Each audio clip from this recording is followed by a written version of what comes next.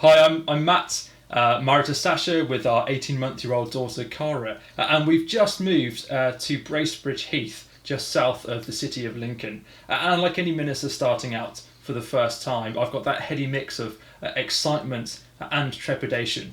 And I'm really excited that the URC is supporting a role like the one I've been given. Which by its necessity is outward looking. I haven't got a pulpit to preach from. There's no congregation to serve, no elders to lead meetings with.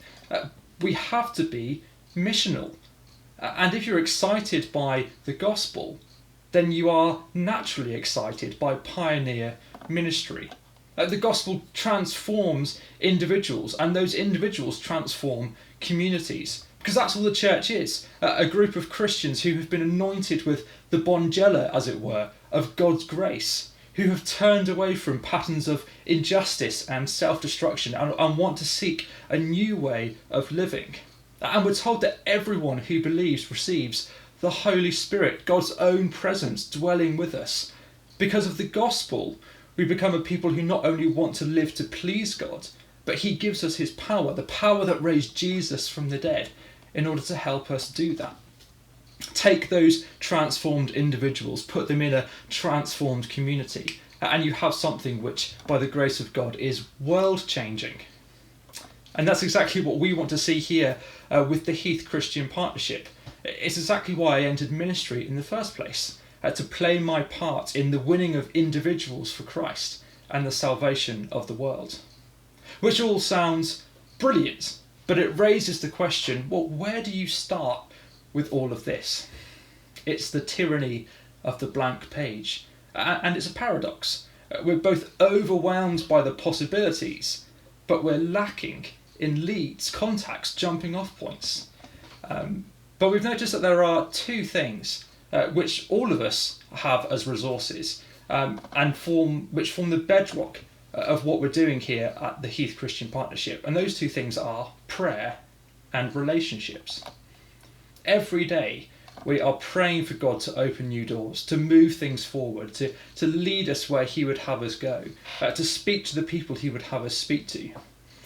And every day we're going out trying to meet people, to build relationships, to say hello to our neighbours, to talk to the mums and dads who congregate at the park.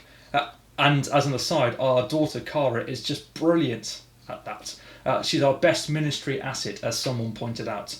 Her name means joy, and she brings that joy wherever she goes, running up to every person and dog walker and their dog that she meets with a huge smile on her face.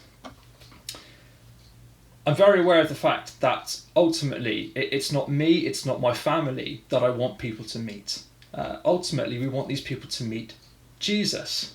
John the Baptist was sent to prepare the world to meet Jesus. When Jesus sent out the 12 disciples, he said to them, "You will not finish going through the towns of Israel before the Son of Man comes," i.e., go ahead of me and prepare them to meet me. Their ministry, their interaction with the people they meet isn't their end goal. The goal is, what is Jesus going to do in their lives? And are they prepared for it? And that's what we're trying to do here at the Heath Christian Partnership. Ultimately, we want to lay the way for Jesus to do something incredible in this community, in this area, to meet with individuals, to transform their lives, to set them on a new way of living, to be the new creation which only he can do by the power of his Holy Spirit. There are some practical things that I've been able to do. For example, one of the things that was highest on our agenda was coming up with a name for the organisation, hence the Heath Christian Partnership, establishing contact information and a social media presence. But really, it's been about prayer and people so far, and that's unlikely to change for the foreseeable future. That we're particularly keen to start meeting other Christians on the estate so we can start praying with them for our joint neighbours. But thankfully, for all the doors that we might be pushing, we might be trying to open, it's not really up to us, is it? Jesus said, "I will build my church." And for me, in particular, that's a great comfort. As long as he's leading us and he's the one in charge, I know that he will be faithful to his word.